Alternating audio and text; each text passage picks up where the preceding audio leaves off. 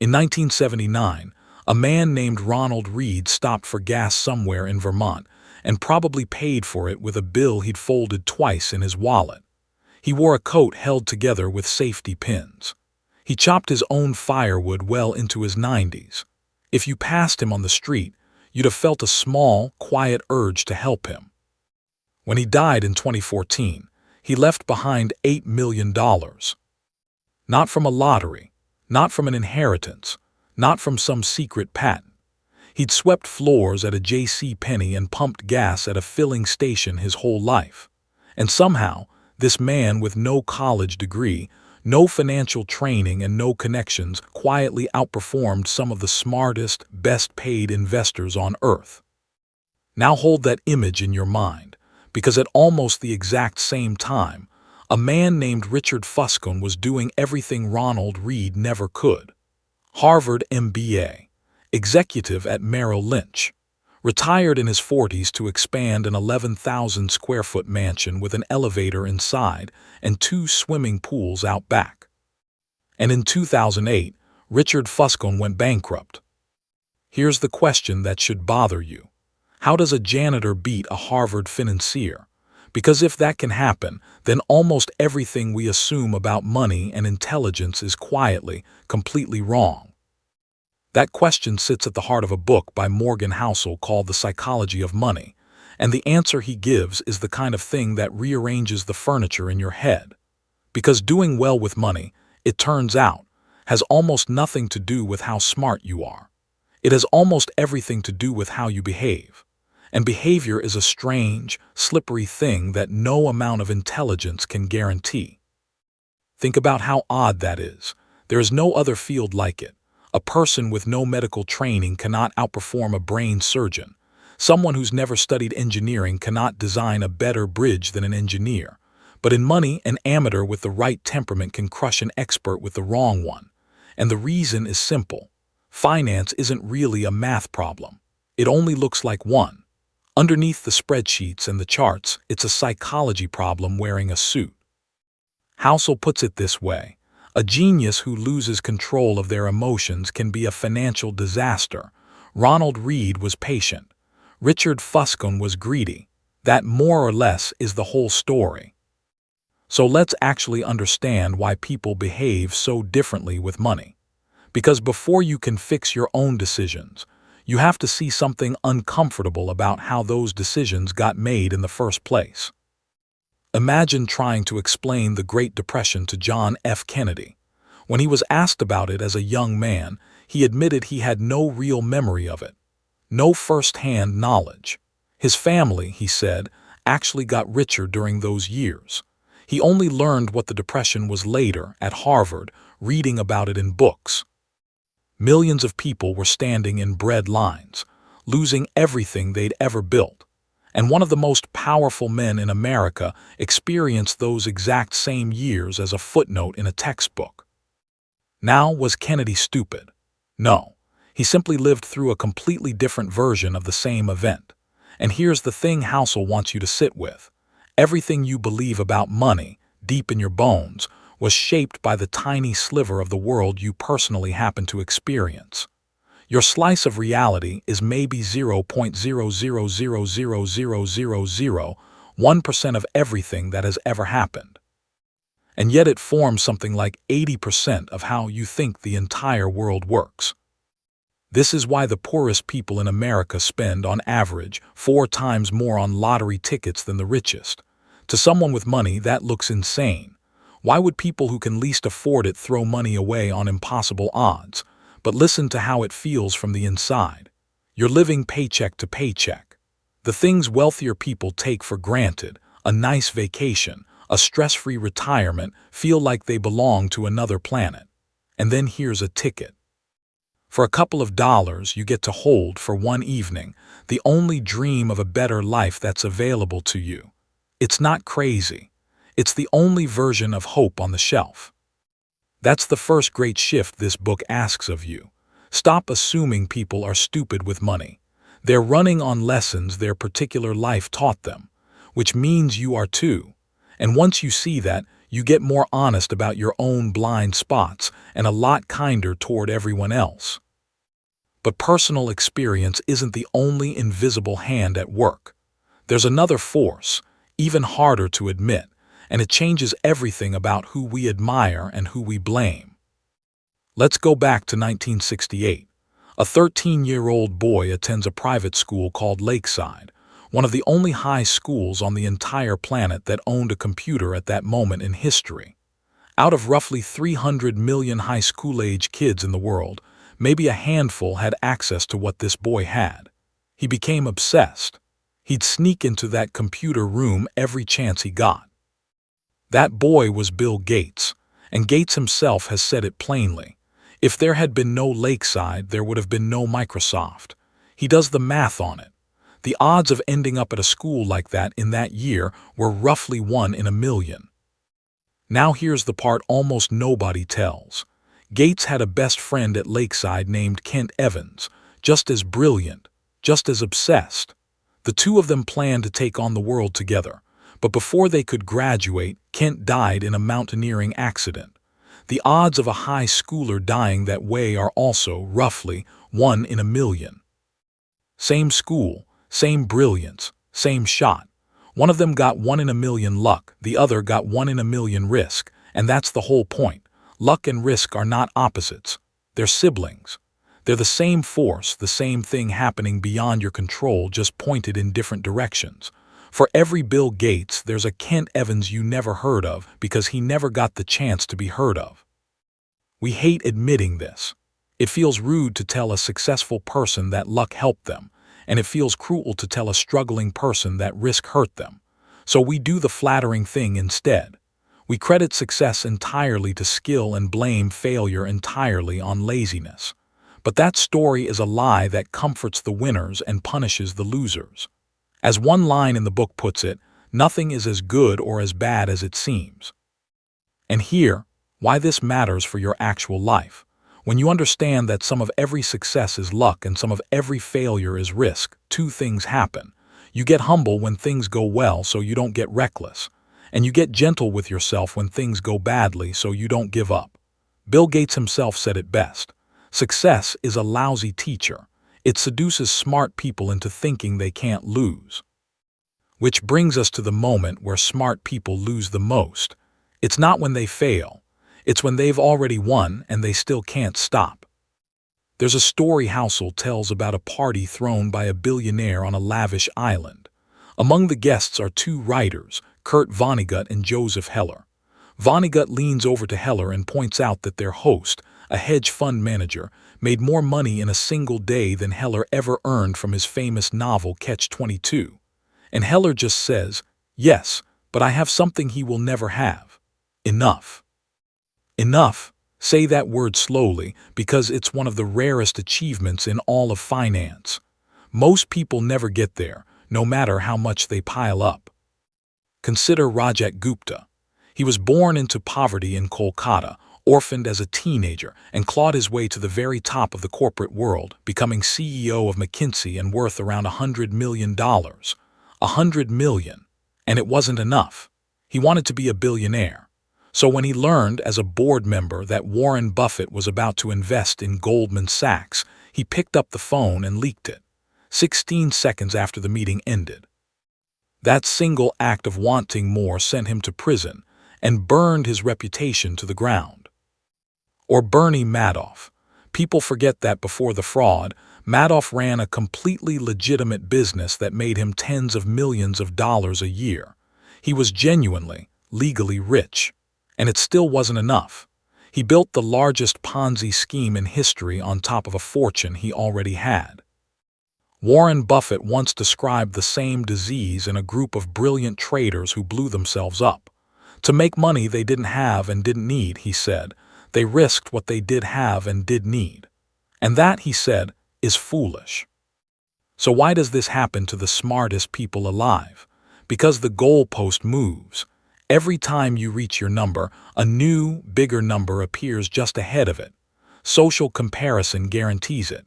A successful person looks up and sees someone with more, who looks up and sees someone with even more, all the way to the top, where even the richest man on earth can find someone to envy. It's a ladder with no final rung, and the only way to win that game is to decide, on your own terms, where you step off it. Because some things are simply never worth risking, no matter what you're offered. Your reputation, your freedom, your family, the people who love you, your happiness. Gamble those for a bigger number, and even if you win, you've lost. All right, so let's say you've made peace with luck and you've defined your enough. Now comes the actual machine that builds wealth, and it's so quiet, so boring, that almost nobody has the patience to let it run. To understand it, forget money for a second and think about ice ages. For a long time, scientists couldn't figure out what caused them. You'd assume it takes some brutal, dramatic plunge in temperature to bury continents under miles of ice. But that's not it at all. What actually causes an ice age is a mildly cool summer. A summer just cool enough that the previous winter's snow doesn't fully melt. That leftover snow makes the ground whiter, which reflects more sunlight, which cools things slightly more, which lets even more snow survive the next summer. And it compounds. Over centuries, that thin layer of snow that simply lasted becomes an ice sheet miles thick. It was never the amount of snow. It was the fact that a little bit of snow lasted. Now look at Warren Buffett. His net worth is around $84 billion. And here's the number that should stop you cold. Over $81 billion of that came after his 65th birthday. Buffett's real secret isn't that he's the greatest investor who ever lived. His secret is that he's been a good investor since he was a literal child, and he simply never stopped. Housel runs a thought experiment. Imagine Buffett had started investing at 30 instead of 10 and retired comfortably at 60. With the same skill, the same returns, he'd be worth around $12 million instead of $84 billion. 99.9% of his fortune exists purely because he kept going for decades longer than anyone else. There was another investor named Jim Simons who compounded his money at 66% a year, roughly triple Buffett's rate, triple, and yet he's far less wealthy for one reason. He didn't hit his stride until he was 50. He had less time. This is the thing our brains simply refuse to feel. We think in straight lines. 8 plus 8 plus 8 is easy. But 8 times 8 times 8, that explodes into numbers your mind can't hold. Compounding lives in that second kind of math, and because we can't intuitively feel it, we ignore it. We chase the exciting thing, the big return, the hot stock, when the real magic was never in the size of the returns. It was in earning decent returns you could sustain, uninterrupted, for a very long time. If someone wrote the most honest investing book ever, Housel jokes, it would just be titled Shut Up and Wait. But here's the catch that trips up the geniuses. Compounding only works if you survive long enough to let it happen. And staying in the game turns out to be a completely different skill from getting into it. Meet Jesse Livermore, the greatest stock trader of his era. On the single worst day of the 1929 crash, while the country was collapsing into the Depression, Livermore made the equivalent of $3 billion by betting against the market. He went home that night one of the richest men in the world. It was, he said, his greatest day. And then his confidence became his poison. Convinced he couldn't lose, he made bigger and bigger bets, until the same market that had made him took it all back. He lost everything. The man who timed the greatest crash in history perfectly died broke. Here's the pattern Housel wants you to see. Getting money and keeping money are opposite skills. Getting money takes optimism, boldness, putting yourself out there, taking risks. But keeping money takes the exact reverse. It takes humility and a little bit of fear and the quiet suspicion that whatever you've earned could be taken away by chance. It takes knowing that some of what you got lucky to get. Buffett had a third partner once early on, alongside him and Charlie Munger. His name was Rick Guerin, just as smart by all accounts. But Guerin was in a hurry. He used borrowed money to move faster. And when the market dropped hard in the early 70s, the loans came due and he was forced to sell his stake, including his Berkshire shares, to Buffett for under $40 a share. Buffett and Munger got rich partly by simply not being in a hurry. by surviving. Garin, in a hurry, got erased from a story he helped start. If you had to boil money success down to one single word, Housel says it would be survival, not brilliance, not growth, just the boring, unglamorous ability to not get wiped out so that time can do its work. And this connects to a strange truth about how success actually happens, because most of what you do won't matter much at all. A tiny handful of moments will decide almost everything. There was an art dealer named Heinz Berggruen who fled Nazi Germany and eventually built one of the great art fortunes of the century. His method was almost embarrassingly simple. He bought enormous quantities of art. Most of it probably was worthless, but a small fraction turned out to be Picasso's and Matisse's, and those few pieces made him staggeringly rich. He didn't need to be right about every painting. He just needed to be very, very right a few times. Walt Disney made over 400 cartoons and most of them lost money. His studio nearly went bankrupt. Then he made one film, Snow White, and it earned so much that it rescued everything and built an empire. One tale, one outlier. The numbers behind investing tell the same story. Look at the thousands of stocks in the market over the decades, and you find that a small handful of them drove almost all the gains, while a huge chunk lost most of their value and never recovered.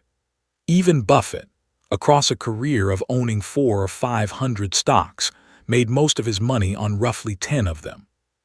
So what does this mean for you, the person who is not going to become a famous art dealer? It means two things that will genuinely change how you invest. First, stop judging yourself by your individual wins and losses. You will be wrong a lot, and you can still win big because a few great decisions can carry all the mediocre ones. And second, the moments that actually matter are rare, which means the everyday stuff, the daily headlines, the constant tinkering, barely counts. What counts is how you behave in the handful of terrifying moments when everyone else is losing their mind. Housel illustrates this with 3 imaginary investors. Sue invests a little every month and simply never stops, even when the market crashes and the world seems to be ending. Jim and Tom try to be clever, pulling their money out when they sense trouble, waiting for the coast to clear. Over a lifetime, Sue ends up with far, far more than the other two, not because she was smarter. She wasn't predicting anything. She just did the average thing when everyone around her was panicking. The great investor, in the end, is the person who can stay calm and boring while the room is on fire. Now we've been talking about building wealth, but it's worth stopping to ask a question we skipped right past. What is all of this actually for? Because if you don't answer that, you can win the whole game and still feel like you lost. Here's the honest answer the book arrives at, backed by decades of research. The single greatest thing money can buy you is not a house or a car. It's control over your own time. A psychologist named Angus Campbell spent years trying to figure out what actually makes people happy. And what he found was that a strong sense of controlling your own life was a more reliable predictor of happiness than your income, your house, or your job. The feeling of I get to decide what I do today. That's the prize. Housel learned this the hard way. As a young man, he landed what he thought was the dream, a coveted investment banking internship. He felt like he'd won the career lottery, and within a month he quit, because the job, for all its prestige and pay, gave him zero control over his own hours, his own time, his own life. And he discovered something brutal. Doing something you love on a schedule you can't control feels almost exactly the same as doing something you hate. This is why even small amounts of money matter more than people think. A little savings buffer means you can take a sick day without panic. A bigger one means you can wait for a better job instead of grabbing the first desperate offer after a layoff. More still means you can walk away from a boss who treats you badly. Every dollar you save is quietly buying back little pieces of your own freedom. Controlling your time, Housel writes, is the highest dividend money pays. And the people who understand this best are the ones at the very end of their lives. When researchers interviewed 1,000 elderly people about what made a good life, Not one of them said the secret was working as hard as possible to buy nice things. They talked about relationships, about time with the people they loved. As one of them put it, your kids don't want your money nearly as much as they want you. So if freedom is the real prize, why do so many of us spend our money on the exact opposite, on flashy things that trap us instead of freeing us? The answer is a small psychological trick we play on ourselves, and once you see it, you can't unsee it. Back in his early days, Housel worked as a valet parking cars for wealthy people. Ferraris, Lamborghinis, the works, and he noticed something about himself. When a gorgeous car rolled up, he never once thought, wow, that driver must be an amazing person. He thought, wow, if I had that car, people would look at me that way. He was admiring the car and imagining himself in it. The actual human behind the wheel was invisible to him. Now flip it around. That means when you buy the expensive car to make people admire you, they don't admire you at all. They just picture themselves in your seat. The respect you were trying to buy evaporates before it ever reaches you. This is the man in the car paradox. We use other people's fancy things as a measuring stick for our own desire to be admired, not as evidence that they deserve admiration. Nobody is thinking about you as much as you hope. As Housel gently tells his own son, humility and kindness will earn you more genuine respect than horsepower ever will. But there's a deeper problem with flashy spending, and it cuts to the very definition of what wealth even is. There was a man in Lowe's Angels, call him Roger, who drove a beautiful Porsche. Everyone assumed he was rich. Then one day the Porsche was gone, repossessed, and Roger showed up in an old, beaten-down Honda. He hadn't been wealthy at all. He'd just been spending. Here's the distinction that most people go their entire lives without understanding. Being rich is a current income. You can see it. The nice car, the big house, the expensive watch. But being wealthy is something else entirely. Wealth is the money you don't spend. It's the car you could have bought and didn't. The wealth is invisible precisely because it's the spending that never happened. And this is the trap. We judge how wealthy people are by what we can see. But what we can see is, by definition, money that's already gone. The truly wealthy person often looks completely ordinary because their wealth is sitting quietly in accounts, unspent, waiting. Ronald Reed, our janitor from the very beginning, was nobody's financial role model while he was alive. His wealth was completely hidden. That was the whole point. Rihanna, the pop star, nearly went bankrupt from overspending and ended up suing her financial advisor. And the advisor's response cut right to the bone. He asked whether it was really necessary to have told her that if you spend money on things, you will end up with the things, and not the money. The only way to be wealthy is to not spend the money you have, which sounds almost too simple to be profound, but it points to the single most powerful and most ignored lever in your entire financial life. Not your income, not your investment returns, your savings rate. Here, why? Think about the oil crisis of the 1970s. Everyone panicked that the world was going to run out of oil, but we didn't run out, and the main reason wasn't that we found tons of new oil. It's that we got dramatically more efficient at using it. Today the economy uses roughly 60% less energy per dollar than it did in 1950. The thing that saved us wasn't finding more. It was needing less, the part we could actually control. Your money works the same way. Investment returns are largely out of your hands, full of uncertainty and luck. But your savings rate, the gap between what you earn and what you spend, is almost entirely within your control. And here's the beautiful part.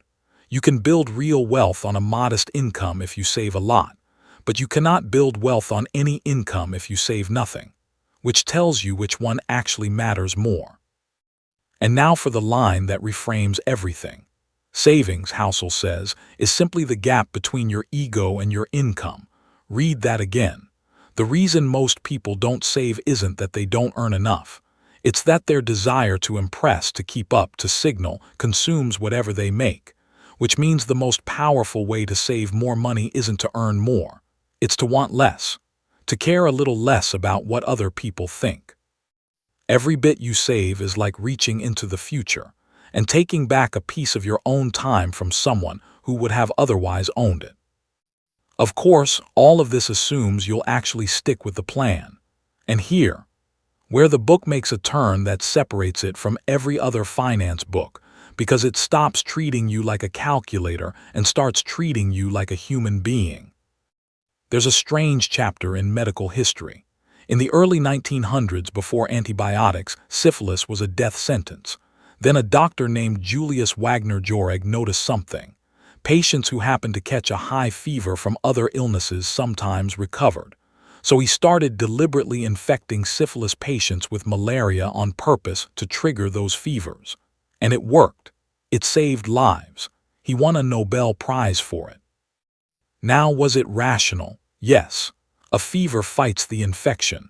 But was it reasonable? Would you volunteer to be given malaria? Of course not. Because you're a person and people don't just want the mathematically optimal answer. They want an answer they can actually live with.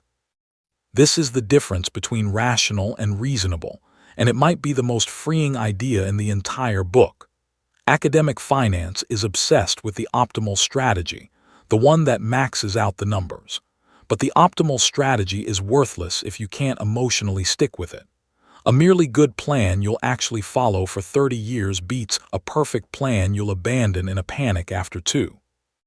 Even Harry Markowitz, the man who won a Nobel Prize for inventing the mathematics of the perfect investment portfolio, didn't follow his own formula with his own money. He just split it roughly in half between stocks and bonds. Why? Because, he admitted, he wanted to minimize how much he'd regret if things went wrong. He wanted to sleep at night. The father of optimization chose reasonable over rational. So don't beat yourself up for not being a perfect financial robot. Aim to be reasonable. Find a strategy you can actually love enough to endure its bad years, because staying in the game is worth more than any clever optimization. Over a single day, your odds of making money in the market are basically a coin flip. Over 20 years, historically, they've been essentially guaranteed. Anything that keeps you in your seat for those 20 years has enormous, quantifiable value. But staying in your seat means enduring something painful. And this is where most people get it exactly backwards. Netflix stock from 2002 to 2018 went up around 35,000%. An astronomical, life-changing return. But hear what nobody tells you. During that same stretch, the stock traded below its previous high on 94% of days. 94%. To capture that incredible gain, you had to sit through years of the stock looking like it was disappointing you, over and over. That, Housel says, is the price of admission, and here's the crucial mental shift. Most people treat market drops like a fine, a punishment for doing something wrong, something to be avoided at all costs. But a market drop isn't a fine, it's a fee. It's the cost of the ticket to the returns. When you go to Disneyland, you don't rage at the $100 entry fee as if you're being robbed. You pay it gladly because you know it's the price of the magic inside. Volatility is the same. It's the fee for one of the best wealth-building machines ever created. The people who try to dodge the fee, who try to jump in and out to catch the gains without the pain, almost always end up worse off. It's like trying to steal a car instead of paying for it. Most of them get caught. Find the price, Housel says, then pay it. And you'll pay it more willingly once you understand one final, humbling truth about the future, which is that nobody, absolutely nobody, actually knows what's coming. Here's a thought experiment. Imagine an alien floating high above New York City. It looks down in 2007 and sees a bustling, prosperous economy. It looks down again in 2009.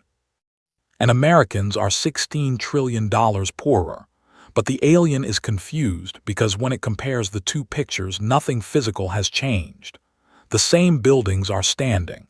The same factories, the same roads, the same workers with the same skills and the same knowledge. Everything real is still there. So what vanished $16 trillion? Nothing you could touch. The only thing that changed was the story people told themselves about the future. That's it. Stories are the most powerful force in the entire economy, more powerful than any building or factory. And the most dangerous stories are the ones we desperately want to be true. This is why, no matter how much history you study, the future will keep surprising you. As one historian put it, things that have never happened before happen all the time. The most consequential events, the crashes, the pandemics, the wars, are almost by definition the ones nobody saw coming. Even Benjamin Graham, the legendary investor who wrote the Bible of value investing, quietly revised his famous formulas in every new edition of his book, because the old ones kept breaking as the world changed. So what do you do in a world you fundamentally cannot predict? You do the one thing that works no matter what happens. You build room for error. Card counters in casinos understand this better than most investors. Even when they've tilted the odds in their favor, they know they're still playing probabilities, not certainties. So they never bet everything. They keep enough of a cushion to survive a long losing streak because they know the streak is coming, they just don't know when. That humility, that buffer, is the entire reason they win in the long run. Housel applies this to his own money in a way that sounds almost pessimistic, but is actually just wise. He assumes his lifetime investment returns will be about a third lower than what history suggests. Why? So that if he's wrong in the safe direction. So he saves more than he technically needs to. The purpose of a margin of safety, as Benjamin Graham said, is to render the forecast unnecessary. You don't need to predict the future if you're prepared to survive many different versions of it. And you have to leave room for the truly unimaginable. In World War II, a German tank division was held in reserve near Stalingrad, and when the moment came to deploy, most of the tanks wouldn't start. Not because of enemy fire, because field mice had crawled inside during the downtime and eaten through the electrical wiring. Nobody in the history of military planning had ever written mice on the list of threats. That's the point. The most important part of every plan is planning on your plan not going according to plan. You can't predict the mice, but you can build enough slack into your life that when the mice show up, and they always show up in some form, they don't destroy you. There's one more piece to all of this, and it's the piece people forget as they chase every wealth strategy under the sun. You will change. The person you are today making these plans is not the person who will have to live with them. Housel had a friend who fought against overwhelming odds to become a doctor, years of grueling work, sacrifice, debt. He got there. And when Housel asked him about it, the friend said, flatly, "Awful career, man." He'd been a terrible predictor of what his own future self would actually want. Psychologists have a name for this. They call it the end of history illusion. We're all keenly aware of how much we've changed in the past, but we somehow assume that who we are right now is the final version, that our tastes and goals are locked in forever. They're not. The research shows this holds true whether you're 18 or 68. People pay good money to remove the tattoos that their younger selves paid good money to get. So what does that mean for your money? It means avoid the extremes.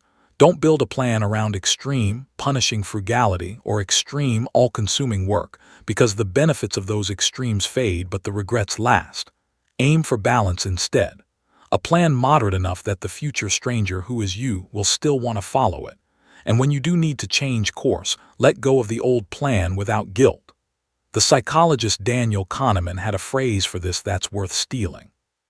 When people asked how he could so easily abandon work he'd spent months on, he simply said, "I have no sunk costs." Don't let your past self hold your future self hostage. So let's come back to where we started. To a janitor with $8 million and safety pins in his coat, and a Harvard financier in a mansion who lost it all. The gap between them was never intelligence. Richard Fuscon could run circles around Ronald Reed on any finance exam ever written. The gap was behavior. Reed had patience, humility, and a sense of enough. He let compounding run for decades and never interrupted it. He never spent to impress. He never bet what he had on what he didn't need. He survived. And Fuscon, brilliant as he was, borrowed heavily, stretched for more, and got wiped out the moment the world surprised him, which the world always eventually does.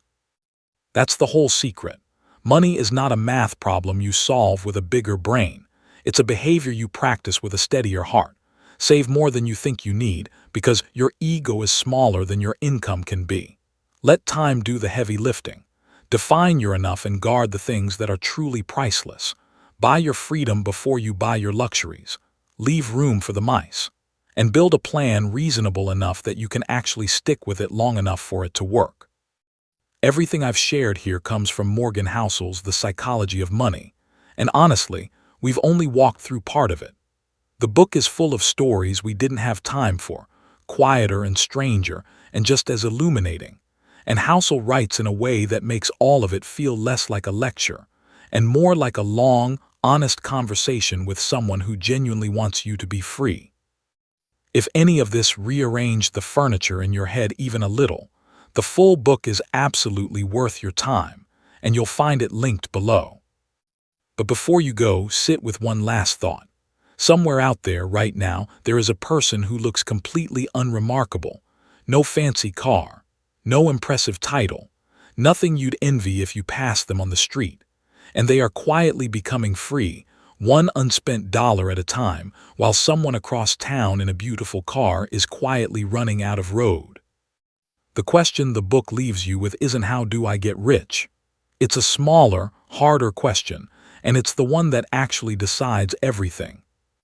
Which one of them are you choosing to be?